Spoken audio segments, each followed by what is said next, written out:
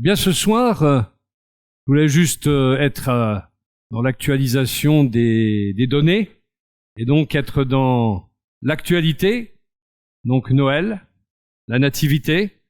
Un fils nous est donné sera le titre de ce message et nous allons aller dans le livre d'Ésaïe, mais nous n'allons pas faire comme il est coutume de faire et de prendre juste les versets qu'on aime bien pour la nativité, c'est-à-dire la prophétie qui est donnée dans le chapitre 9, versets 5 et 6, parce que je trouve qu'on comprend rien du tout à ce verset si on le laisse tout seul. Donc on va partir un petit peu plus tôt dans le chapitre, dans Ésaïe chapitre 8, verset 19, qui va nous donner tout le contexte de cette prophétie. Et Ésaïe, bien sûr, s'adresse au peuple de Dieu, Israël, et il dit, lorsqu'on viendra vous dire, allez donc consulter ceux qui évoquent les esprits, ceux qui prédisent l'avenir, ceux qui chuchotent et marmottent. Les peuples ne doivent-ils pas consulter leur Dieu et les morts en faveur des vivants? Alors vous répondrez, à la loi et à l'acte de l'alliance. Si l'on ne parle pas ainsi, pas d'aurore pour eux. On traversera le pays, pressé et affamé. Et il arrivera, sous l'effet de la faim, qu'exaspéré, on maudira son roi, on maudira son Dieu. Levant les yeux en haut, puis regardant la terre, on n'y trouvera que détresse, obscurité, ténèbres de l'angoisse, et l'on sera poussé dans la nuit la plus noire. Mais il n'y aura pas, pour toujours, des ténèbres sur ce pays envahi par l'angoisse. C'est là qu'on aurait pu passer une musique un peu plus joyeuse, hein? Pour ceux qui sont musiciens, vous avez peut-être vu ça. Au début, c'est sombre, et d'un seul coup, il y a l'aube d'un nouveau matin qui arrive, hein? Alors, on va reprendre, hein?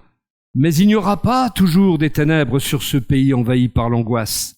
Si dans les temps passés, Dieu a couvert d'opprobre tout le pays de Zabulon et le pays de Nephtali, dans les temps à venir, il couvrira de gloire la route de la mer au-delà du Jourdain, le district des nations païennes. Le peuple qui vivait dans les ténèbres verra briller une grande lumière. La lumière resplendira sur ceux qui habitaient le pays dominé par d'épaisses ténèbres. Ô Éternel, tu fais abonder l'allégresse. Tu fais jaillir une très grande joie, et l'on se réjouit devant toi, tout comme au temps de la moisson, ou comme on crie de joie lors du partage d'un butin. Car le joug qui pesait sur lui, le bâton qui frappait son dos, le gourdin de son oppresseur, toi, tu les as brisés, tout comme au jour de la défaite de Madian. Toute chaussure de guerrier qui martèle le sol, et tout manteau que l'on a roulé dans le sang, seront livrés aux flammes, pour être consumés. Car pour nous, là la musique ralentit, car pour nous, un enfant est né, un fils nous est donné, et il exercera l'autorité royale. Il sera appelé merveilleux conseiller, Dieu fort, Père à jamais, et prince de la paix. Il étendra sa souveraineté, et il instaurera la paix qui durera toujours au trône de David et à tout son royaume. Sa royauté sera solidement fondée sur le droit et sur la justice, dès à présent et pour l'éternité. Voilà ce que fera le Seigneur des armées célestes dans son ardent amour. Et là, c'est le bouquet final. Hein? Ça vous parle? Dans un premier temps, il me semble qu'on peut faire un parallèle avec notre époque, avec notre temps. Bien sûr, c'est une prophétie qui nous parle de la venue de Jésus-Christ. Et il est bon non seulement de regarder ce qui décrit la venue du Fils de Dieu ici, du Messie promis, mais comme on l'a vu, les versets qui précèdent. Et quand on lit les versets qui précèdent, on a l'impression qu'Ésaïe nous parle à nous, à notre époque, comme on le ferait aujourd'hui. Il parle en tout cas d'un monde ténébreux à qui il faut apporter la lumière de la venue du Messie promis. Et ce contexte ténébreux, parlons-en. Noël est une fête joyeuse normalement. Mais qu'y a-t-il de joyeux aujourd'hui dans notre monde autour de nous? Des guerres, des épidémies, de la méchanceté, un ensauvagement de la société, comme ils disent si bien, mais c'est une réalité, de la délinquance, des trafics de drogue, donc des morts par overdose, de l'alcoolisme, des gens dépressifs. Alors la France détient le record du premier pays consommateur de tranquillisants. Le monde qui est de plus en plus tourné vers l'occultisme, comme du temps d'Ésaïe, et qui donne accès à des esprits mauvais, au monde démoniaque, à travers l'invocation des morts, à travers la consultation des voyants, des médiums, et j'en passe, la sorcellerie, parce que ça existe toujours. On croyait cela relégué au Moyen-Âge, mais si nous savions ce qui se passe, y compris dans les sphères de la haute société, y compris dans les sphères du pouvoir, et même, sans parler de ces sphères-là, même dans nos sphères ici à nous, il y a de la magie noire, de la magie blanche, et pas si loin que ça. L'ésotérisme toute teinte. Le monde est aussi mu par l'argent, l'amour de l'argent, l'égocentrisme, le blasphème contre Dieu. Ne parlons pas de la sexualité débridée dans laquelle le monde se vautre, y compris avec des animaux. C'est une réalité. Moi, je vous parle de choses qui sont pas loin de moi. J'ai entendu parler d'une chose comme ça de la part d'une personne à Sedan. Donc c'est pas loin, c'est dans les Ardennes. Des gens qui sont complètement déglingués de la tête parce que le péché passait par là. On a tellement tourné le dos à Dieu qu'on est devenu déglingué de l'esprit, déglingué de la tête. Les gens ne savent plus ce qu'ils font et sont irresponsables. Le contexte dans lequel nous parle aussi Ésaïe, c'était un roi mauvais qui régnait à cette époque-là. C'était un roi qui promouvait l'idolâtrie et toutes sortes de péchés divers. Et c'était un roi qui adorait Moloch, le dieu des Ammonites, à qui on sacrifiait des enfants en les passant par le feu. Ça existe aussi de nos jours. Il y a bien des disparitions d'enfants qui existent et c'est pas pour rien. Que faisons-nous des enfants disparus? On retrouve en tout cas parfois des restes de sacrifices d'enfants, des embryons, des bébés, des fœtus aussi, et des bébés tout simplement, ou même des enfants qui ont été sacrifiés. Parce qu'il y a des gens qui adorent des démons. Et à cette époque-là, ce roi et ceux qui le suivaient adoraient des démons. Les ténèbres du cœur de l'homme n'ont pas changé. L'homme est juste devenu plus ingénieux au mal. On se vante de faire des avions hypersoniques, des missiles hypersoniques, de savoir faire de la dissuasion nucléaire. Et Satan a appris aussi comment diluer la personne de Christ dans l'esprit de l'homme, afin que l'homme ne sache plus discerner qui est Jésus-Christ.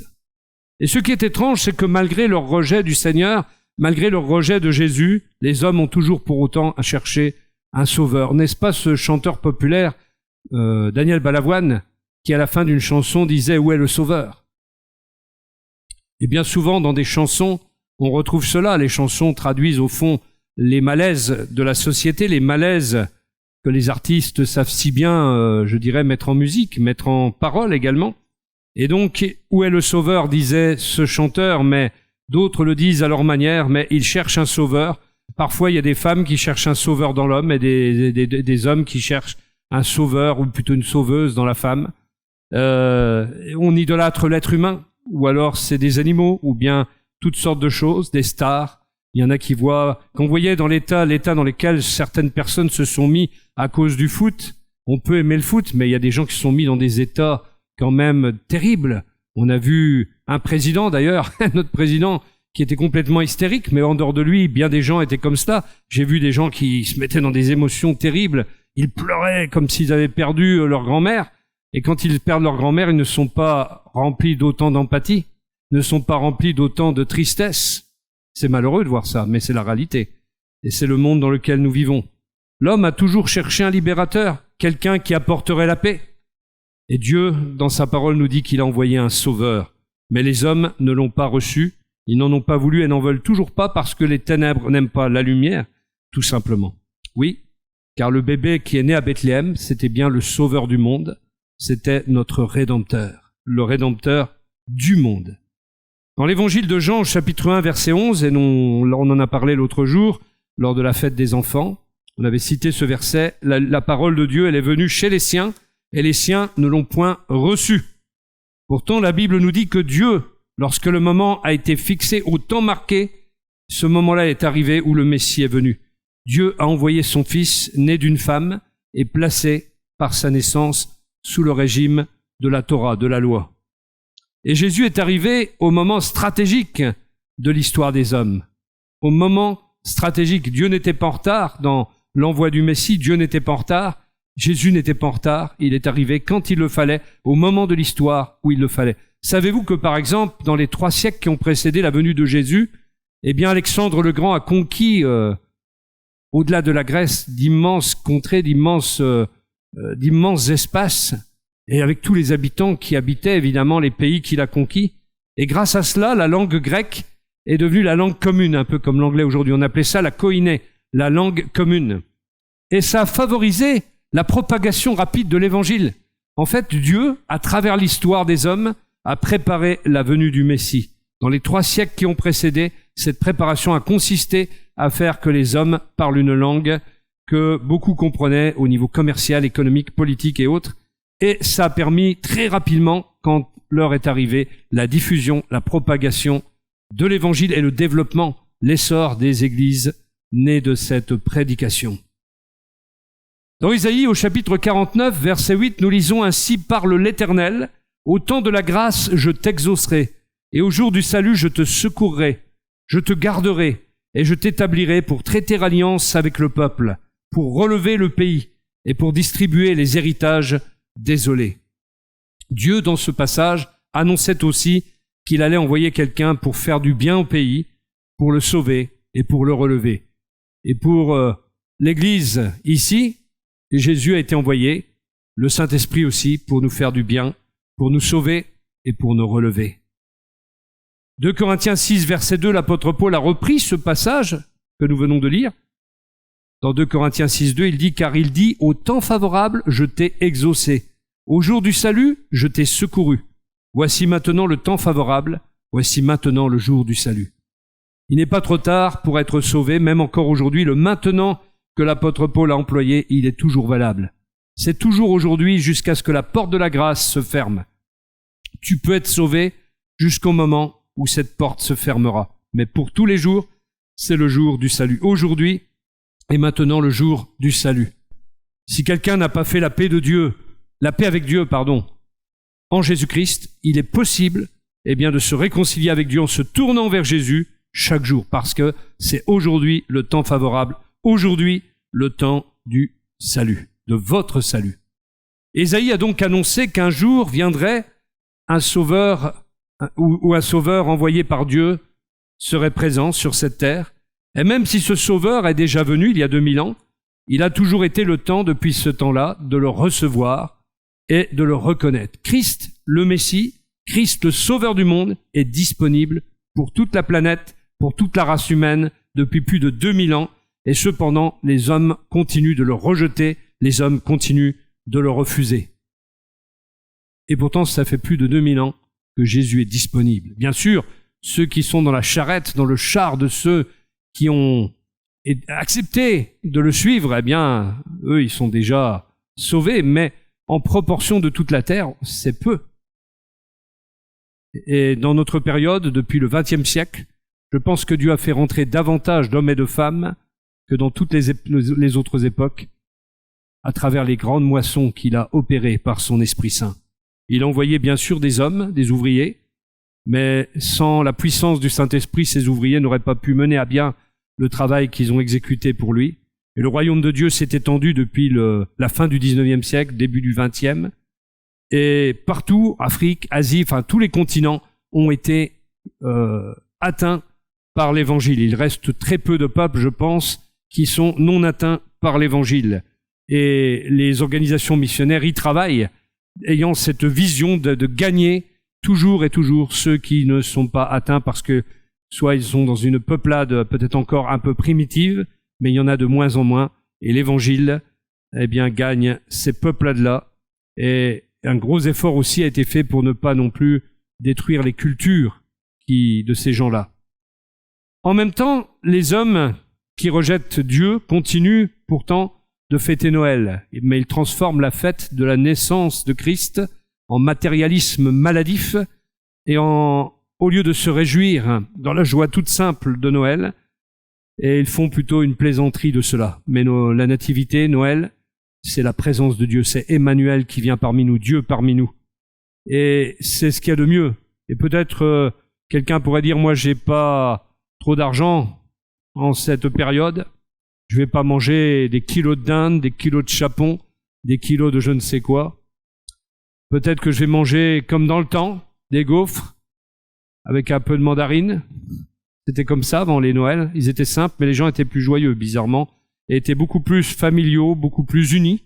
Et pourtant, ils n'avaient pas autant qu'aujourd'hui. Et aujourd'hui, on peut aller dans les supermarchés, et pauvres gens qui travaillent dans les supermarchés sont obligés de travailler samedi, voire le dimanche, pour préparer ces moments-là.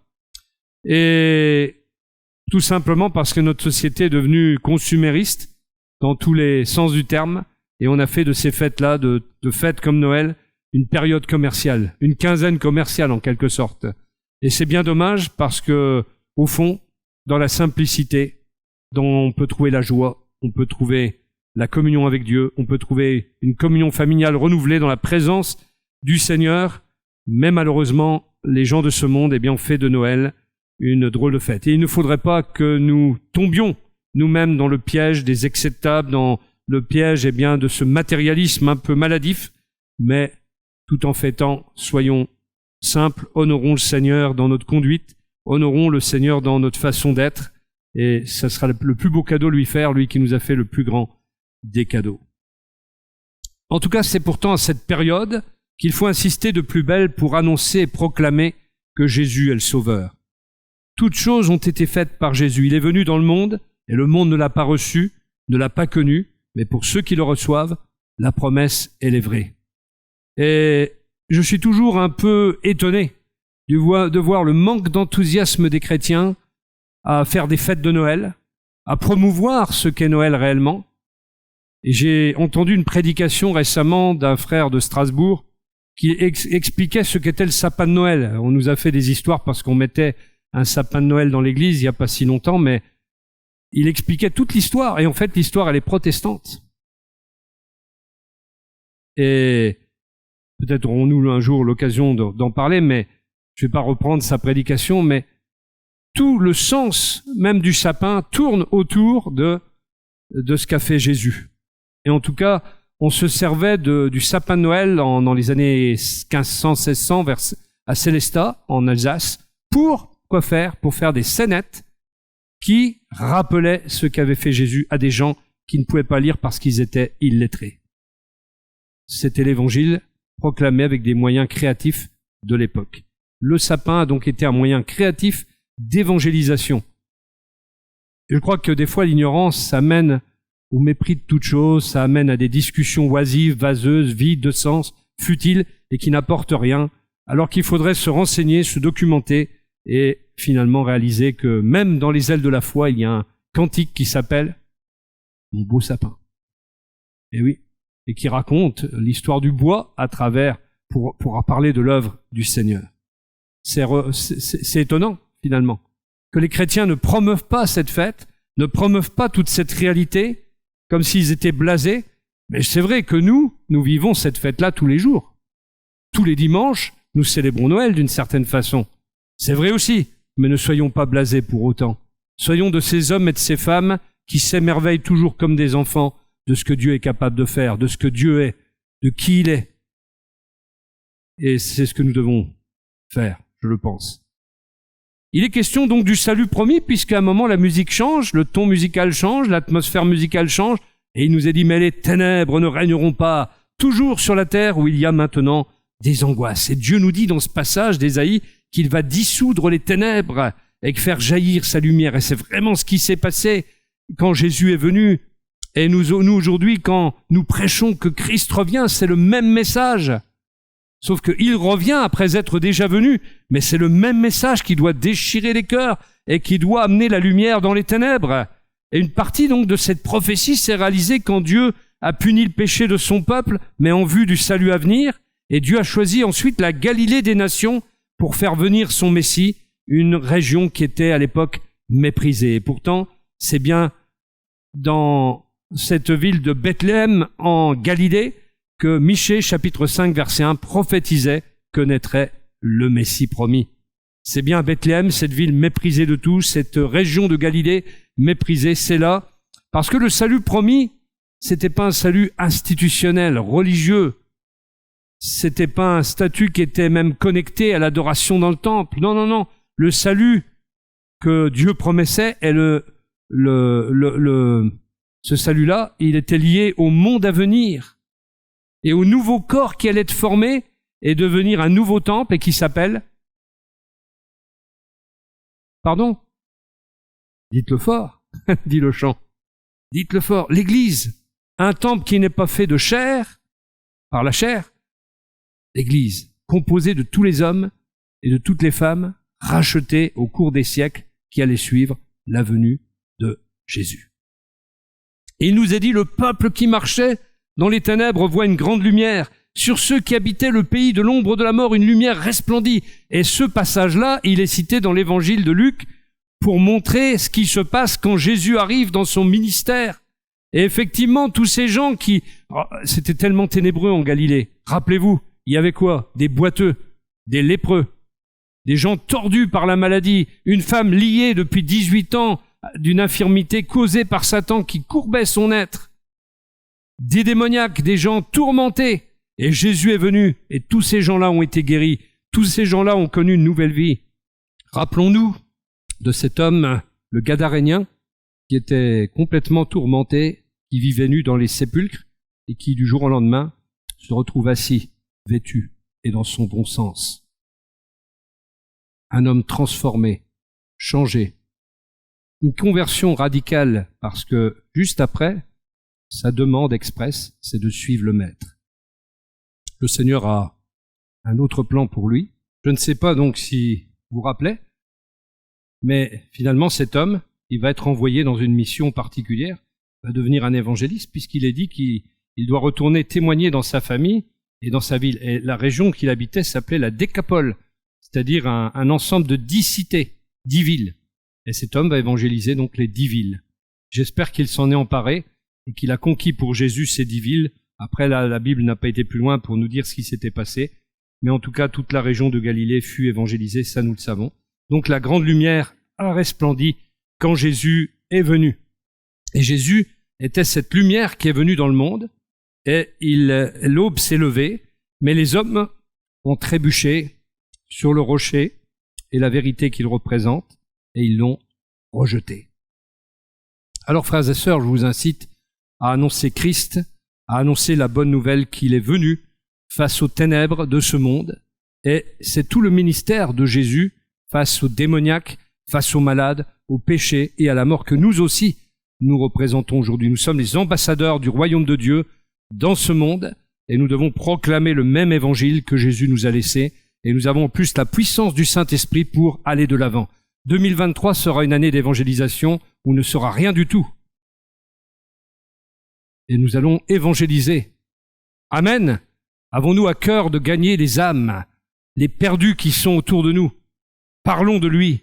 N'ayons pas peur, parce que le monde a peur, parce qu'il est en train de sombrer. Et nous sommes pleins de confiance. Nous avons la lumière du monde en nous. Nous sommes habités par celui qui est plus grand que celui qui est dans ce monde. Et nous sommes plus que vainqueurs par celui qui nous a aimés, et nous pouvons tout par celui qui nous fortifie. Tellement de superlatifs qui nous sont laissés pour définir ce que Dieu nous a laissé comme autorité, comme proclamation, comme message à proclamer et comme puissance et onction pour aller. À nous de la chercher, cette onction, dans la prière, dans une prière quotidienne renouvelée et dire « Seigneur, mets quelqu'un sur mon chemin à qui je pourrais parler de toi ». Jamais, pratiquement, cette prière reste inexaucée. Souvent, quand elle est inexaucée, c'est qu'on ne l'a pas faite le jour suivant. Vous êtes d'accord? La seule joie de ce monde, donc pour Noël, pour moi, c'est Jésus. Il n'y a pas d'autre joie, à part des joies éphémères, bien sûr.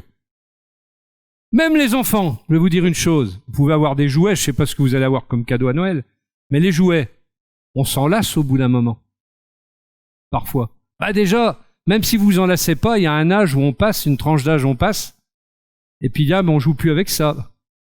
Un jour, Bénédicte ne jouera plus à la poupée, peut-être qu'elle ne joue déjà plus, je ne sais pas. Un jour, Antoine ne jouera plus peut-être avec telle ou telle chose, je ne sais pas avec quoi il joue, donc je peux pas. Moi, je jouais avec des petits soldats dans le temps. Ne vous moquez pas de moi, je jouais avec des petits soldats. Puis quand j'ai eu 13 ans, 12 ans, 13 ans, j'ai plus envie de jouer aux petits soldats. Voilà, j'avais passé une tranche d'âge. On peut se lasser donc des cadeaux qu'on a reçus parce que ils ne correspondent plus à notre besoin, ils ne correspondent plus à notre tranche d'âge, ça peut être ça aussi. Mais Jésus, il correspond à toutes les tranches d'âge. Jésus, il correspond à tous nos besoins. Et jamais il ne nous décevra. C'est vraiment l'effervescence. c'est vraiment la vie abondante. C'est vraiment ce qu'il nous faut. Amen. Alléluia. La seule joie dans ce monde, c'est Jésus. La joie de Noël, la joie de la nativité. Le sens profond du vrai Noël, c'est la présence sur terre de Jésus, l'incarnation de Jésus sur cette terre. Or, même de Jésus, sauveur du monde, on se moque. N'a-t-on pas récemment présenté un faux Jésus censé être transsexuel il y a peu? Voilà le blasphème jusqu'où on va aujourd'hui. Un blasphème. Voilà l'état spirituel de notre monde. Voilà ce qu'il fait du sauveur que Dieu a donné. Eh oui. L'autre jour, quelqu'un me disait que Noël n'était plus ce que c'était. Je veux bien le croire. Mais c'est surtout pour ce monde qui, dans sa moquerie, sa façon de tourner le dos à Dieu, vit un Noël fade, sans joie, parce que le péché n'est pas suivi par l'odeur de la joie. C'est la tristesse qui accompagne le péché. La joie, elle accompagne le juste, celui qui vit dans la vérité, dans la justice, mais l'odeur de la joie ne suit pas le pécheur.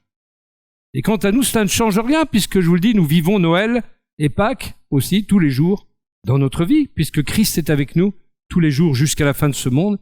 C'est ce qu'il nous a promis dans Matthieu chapitre 28. Alors, en tant que croyant, j'ai envie de vous dire, croyant, réjouis-toi en Christ. Paul le disait, je vous le dis, soyez toujours joyeux. Je le répète, soyez toujours joyeux. J'imagine en train de crier dans une assemblée, voilà, et puis il faisait dire aux gens, je dois être joyeux, je dois être joyeux. Que la joie du Seigneur, finalement, soit notre force et notre partage. Et puis, il nous est présenté ainsi, dans les versets 5 à 6 du chapitre 9, un sauveur qui est parfait. Il nous est dit, un enfant nous est né. Cela nous parle de l'humanité de Jésus, parce que pour être un homme, il a fallu qu'il devienne aussi un enfant.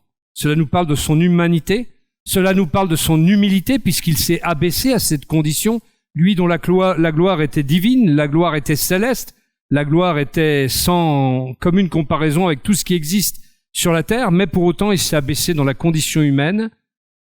Et puis il a aussi été tenté comme nous les hommes, et en cela il nous montre qu'il a été un homme parfaitement homme, et il a été parmi nous, tenté comme nous, et il peut sympathiser avec nous dans les mêmes choses, à part que lui n'a pas cédé à la tentation et est resté sans tache, il est resté pur, sans péché.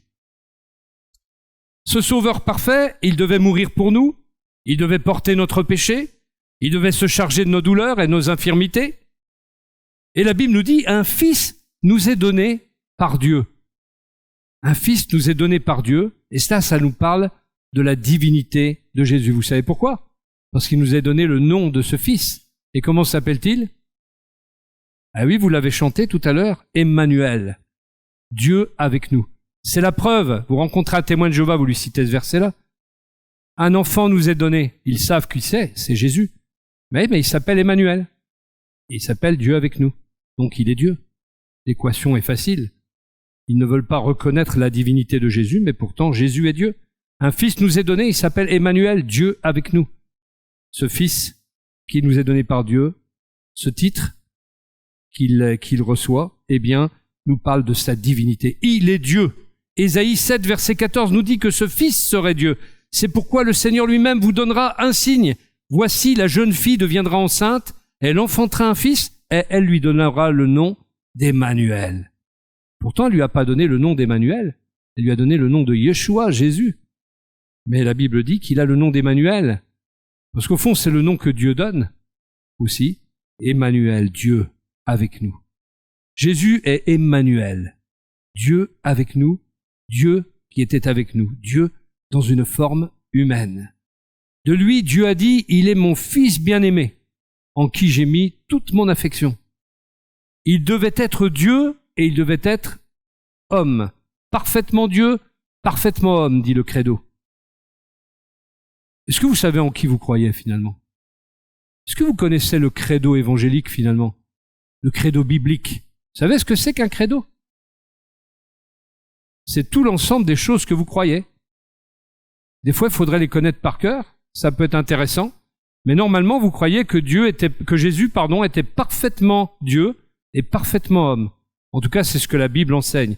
Mais si on fait un résumé, c'est ça.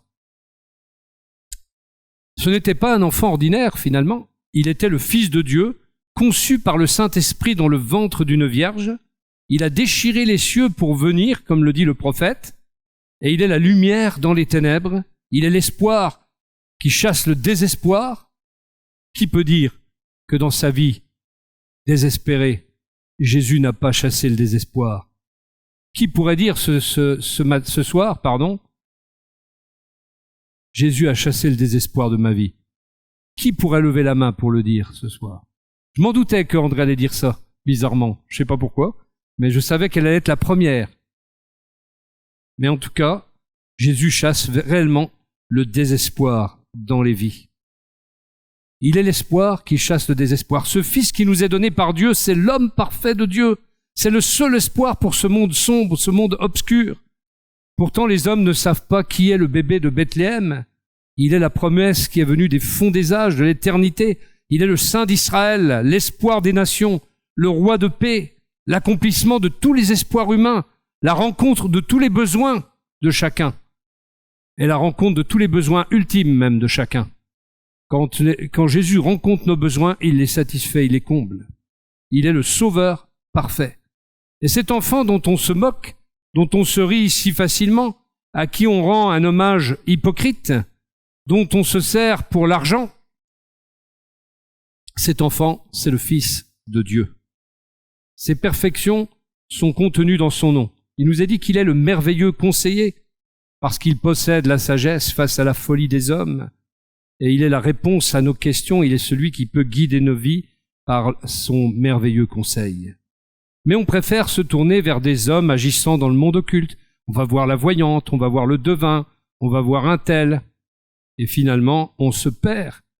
On se retrouve dans l'angoisse, on se retrouve dans les difficultés, on se retrouve prisonnier d'un monde qui ne nous fera pas de cadeau, qui est le monde des ténèbres. Alors que Dieu connaît toutes choses, alors n'est-il pas un meilleur conseiller pour nous?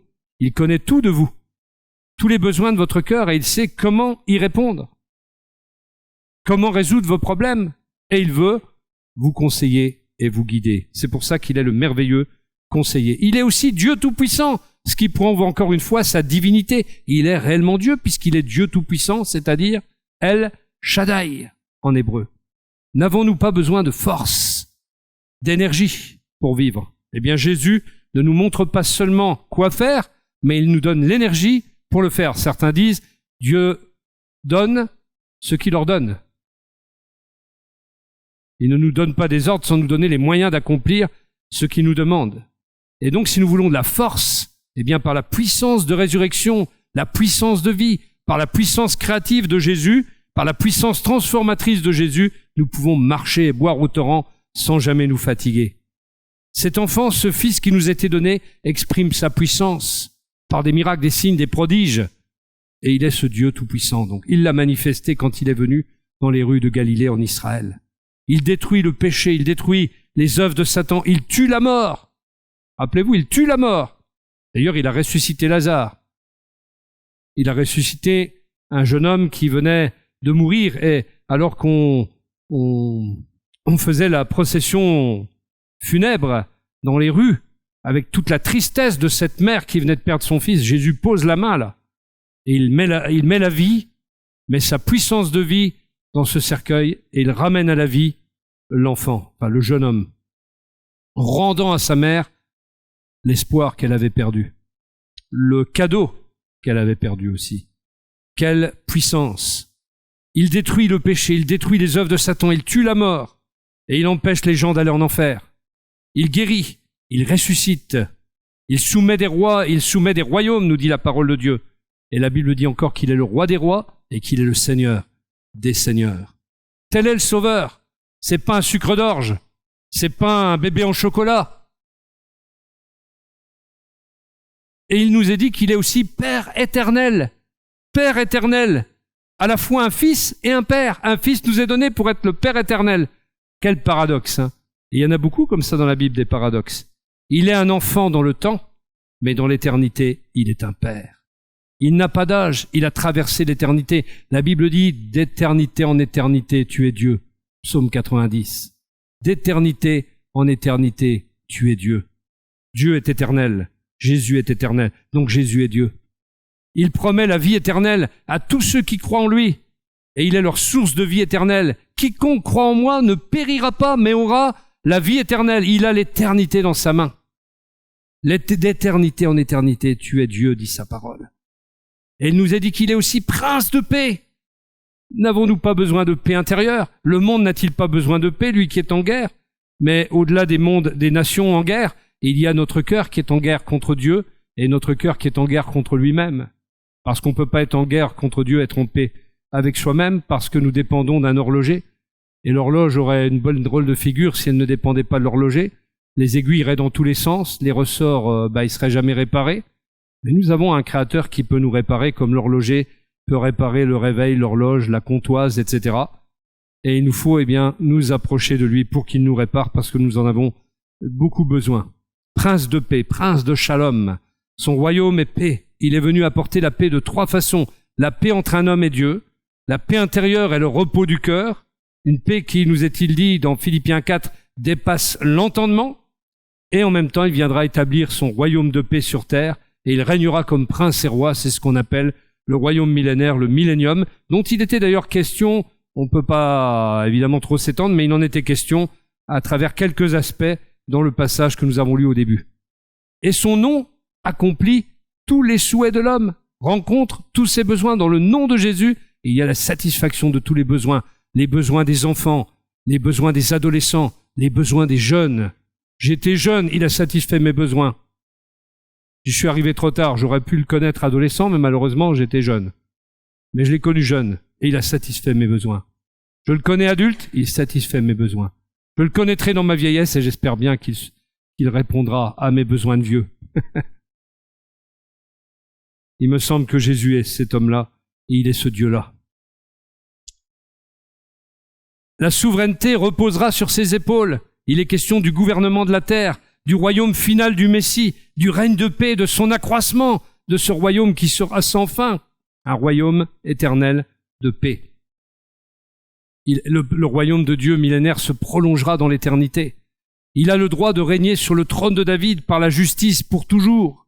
Le zèle de l'Éternel s'y emploiera, dit la parole de Dieu. Un roi vient, et ce roi vient, et il a le droit de gouverner. Il est venu une fois, et il a offert son royaume, et les hommes l'ont cloué à une croix, mais il reviendra pour apporter son royaume à nouveau. Et il ne sera pas offert une seconde fois, ce royaume-là, mais il sera établi même par la force. Parce que ceux qui ne croiront pas, la Bible dit, tout genou fléchira, et toute langue confessera que Jésus est Seigneur. En ce temps-là, là, il pètera les nations avec une verge de fer, c'est-à-dire qu'il imposera sa volonté. Quand il y aura la paix, les hommes qui n'aiment pas la paix voudront se mettre dans un coin, dans un camp à eux, mais tous les autres seront inondés de cette lumière, de cette sainteté, de cette beauté, de la gloire de Dieu. Et certains voudront encore échapper à cela, malgré ce qu'ils verront, malgré la beauté de ce qu'ils verront, malgré la paix que connaîtra ce monde, malgré l'harmonie, même avec la nature. Il y aura encore des hommes pour fausser compagnie à la volonté de Dieu. Peut-être disons-nous, j'aimerais faire partie de ce royaume, mais seuls ceux qui le connaissent, seuls ceux qui l'ont accepté, seront dans ce royaume-là. Un fils nous est donné. Il est donné à ceux qui vont croire en lui. Et nous, qu'avons-nous fait de l'homme appelé Jésus? Qu'avons-nous fait de l'homme appelé Jésus? Ne faisons pas comme Pilate à tourner en rond dans notre tête, mais acceptons tout simplement que le Seigneur veut nous bénir, veut nous sauver, et qu'il veut nous visiter et être notre Seigneur. Le Sauveur est né, il est venu, il est mort pour nous, il est mort pour tes péchés sur la croix, il est ressuscité, il vient bientôt. T'es-tu réconcilié avec Dieu par le moyen de la foi en Jésus-Christ? Il est le seul chemin. Il n'y a aucune autre possibilité pour un homme, une femme d'être sauvé, si ce n'est ce terme de l'Évangile, acte 16, verset 31, « Crois au Seigneur Jésus et tu seras sauvé. » Amen. Que le Seigneur vous bénisse et vous donne de vous attacher au Seigneur durant toute cette année, car les temps que nous allons vivre vont être des temps particuliers, mais ça peut être aussi à nous de transformer ces temps en temps de grâce, en temps de bénédiction, en temps splendide avec le Seigneur. Que Dieu soit béni, que Dieu soit glorifié.